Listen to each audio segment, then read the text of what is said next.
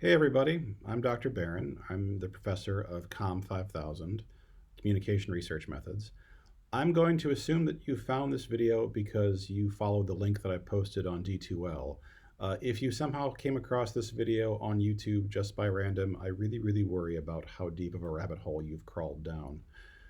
That being said, I wanted to post this video as a quick way for me to introduce myself to you all.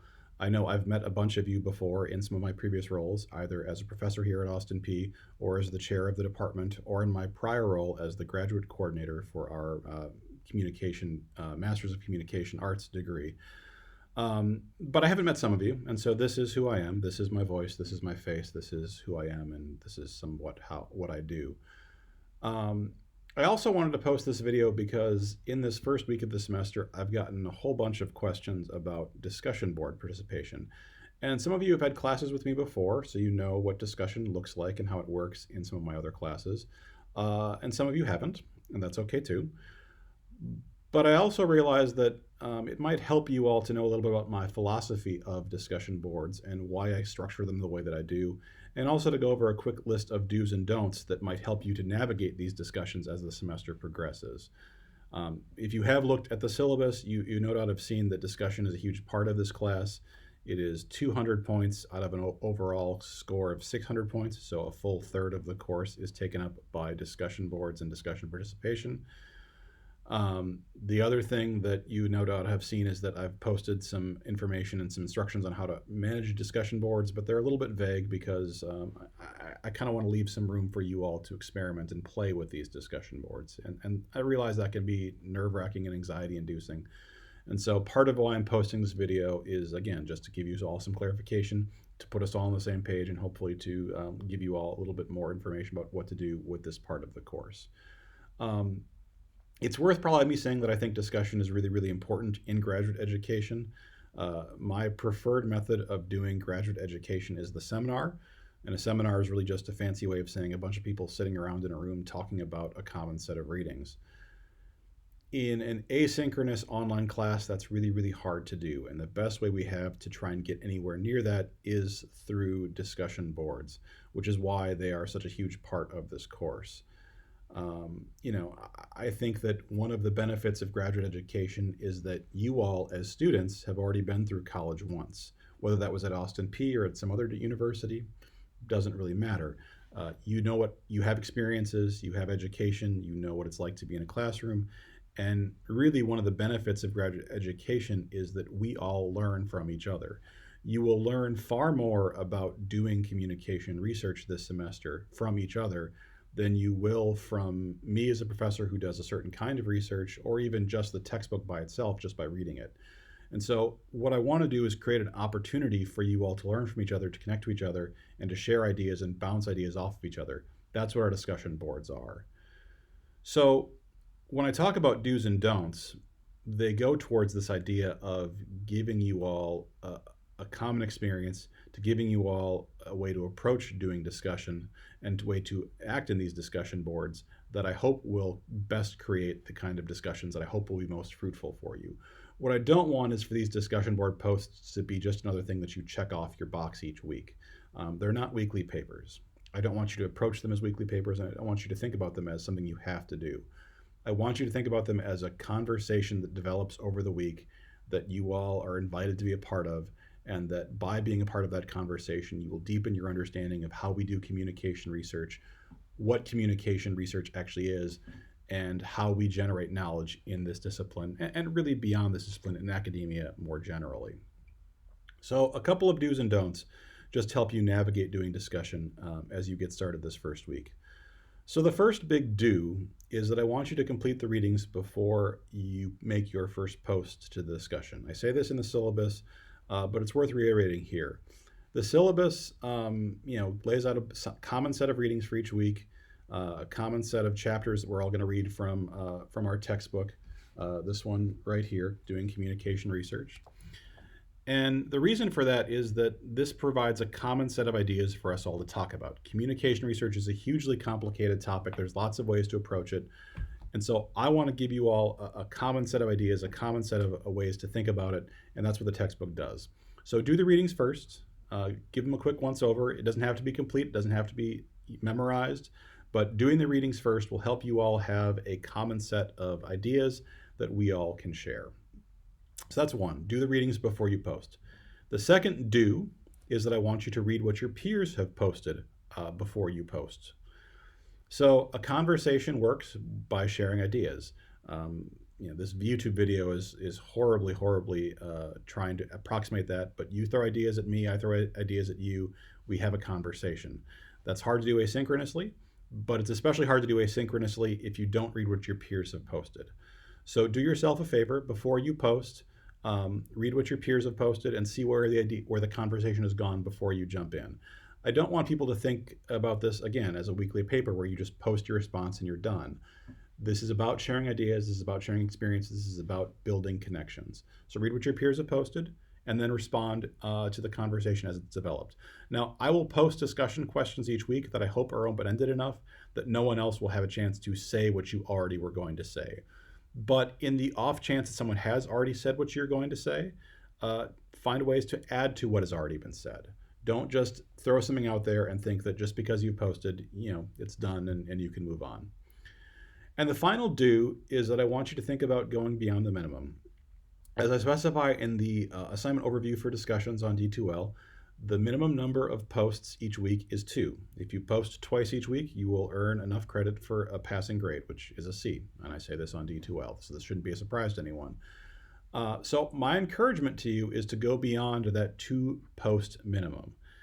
The more you post, the more points you'll earn. This is really a chance, again, for you to engage with your peers. I can't give you a specific number of what I'm looking for each week because I think that kind of defeats the purpose. But if you are concerned about making sure that you hit the minimum, 2 posts is that minimum. Okay.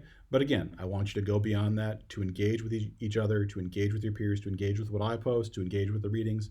So the more you post, the better your grade and discussion each week will be.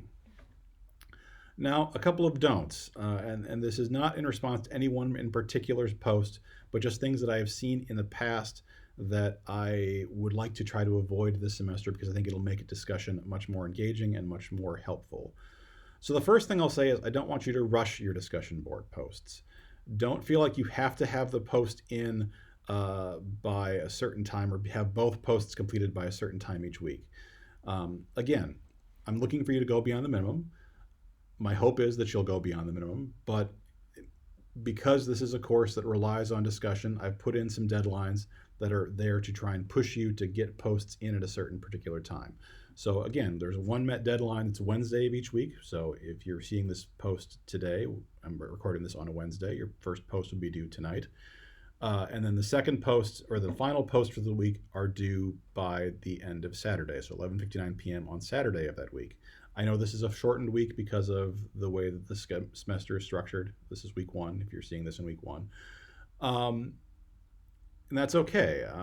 It's going to be a little bit weird this week. I fully expect people to be a little bit off schedule this week because of getting the textbook, getting the readings done, and everything else. This is a weird week. But my hope is that you won't rush to get your posts done just so that you can say that they're done so you can move on. Discussion is a huge part of this. We learn from each other. My hope is that you will take your time, think about your ideas, formulate them fully, and really develop your posts beyond just getting a post out there just to say it's done.